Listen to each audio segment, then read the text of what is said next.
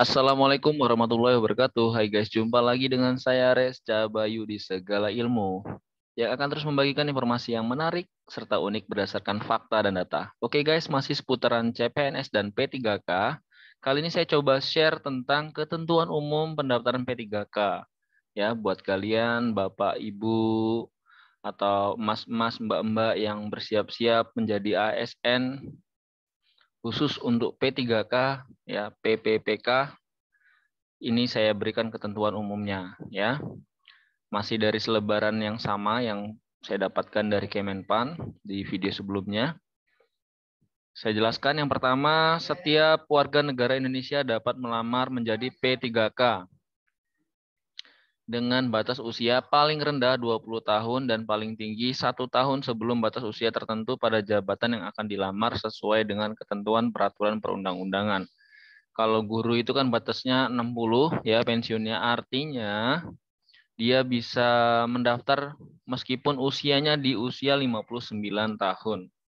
Dia bisa daftar P3K kalau sudah walaupun sudah mencapai usia 59 tahun, nggak apa-apa. Ya, minimalnya paling rendah 20 tahun dan paling tinggi 1 tahun sebelum batas usia tertentu. Karena ada beberapa jabatan yang masa kerjanya bisa sampai 65 bahkan 70 sesuai undang-undang. Ya, ini ketentuan umum yang pertama. Yang kedua, pelamar tidak pernah dipidana dengan pidana penjara 2 tahun atau lebih. Nah, ini kalau sudah pernah jadi residivis ya, apalagi kasusnya kasus kriminal ya, pidana. Kalau dia perdata mungkin mungkin ada pertimbangan khusus. Yang jelas tidak pernah dipenjara selama 2 tahun atau lebih. Nah, ini ya, mungkin nanti akan dibuktikan dengan surat keterangan cakap kepribadian ya, SKCK dari kepolisian setempat. Kemudian yang ketiga, pelamar tidak pernah diberhentikan. Nah, pelamar tidak pernah diberhentikan. Satu, dengan hormat tidak atas permintaan sendiri atau dengan hormat sebagai PNS atau P3K. Jadi sebelumnya belum pernah jadi PNS ataupun P3K dan sebelumnya juga tidak pernah diberhentikan ya, atau resign. Jadi udah resign daftar lagi. Nah, ini nggak boleh. Otomatis data BKN biasanya langsung memblokir NIK warga tersebut. Kemudian tidak pernah diberhentikan dengan hormat tidak atas permintaan sendiri atau dengan hormat sebagai prajurit TNI.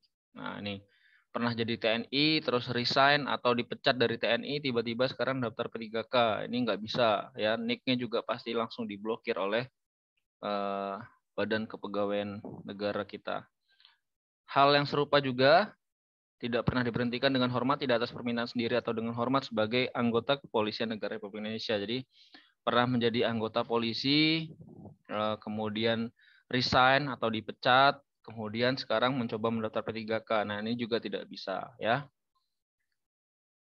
Kecuali kalau jadi mata-mata barangkali bisa. Kemudian yang poin keempatnya ini di sini tidak dengan hormat sebagai pegawai swasta. Nah, ini pernah kerja di swasta kemudian dipecat dengan tidak hormat, mungkin karena perbuatan kriminal ataupun pidana lainnya.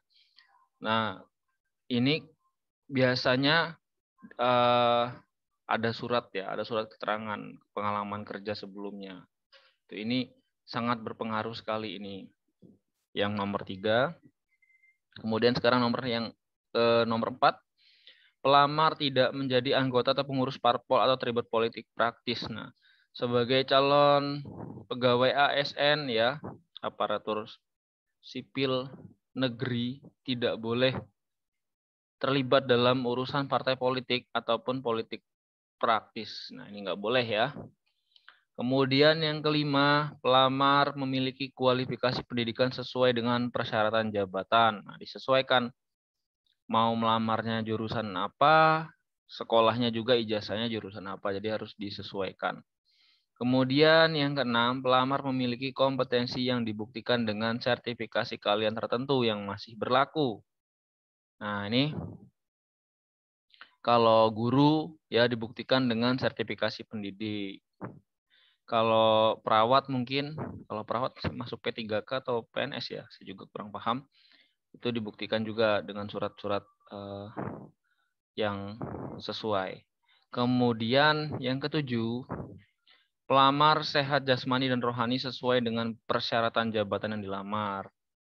Ya, jadi misalkan mau melamar guru, ya dia harus yang sehat jasmani, ya harus dibuktikan dengan surat dari keterangan rumah sakit umum daerah biasanya. Kemudian yang 8, calon pelamar hanya dapat mendaftar pada satu instansi dan satu formasi jabatan. Jadi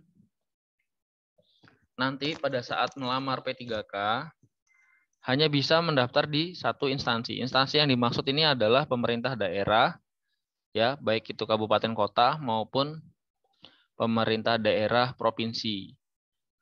Atau juga kementerian kalau ada P3K ya.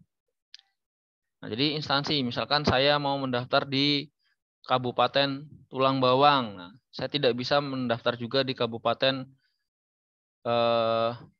Lampung Tengah misalkan, karena saya posisinya ada di Provinsi Lampung. Jadi harus di satu instansi dulu dan satu formasi jabatan saja, ya.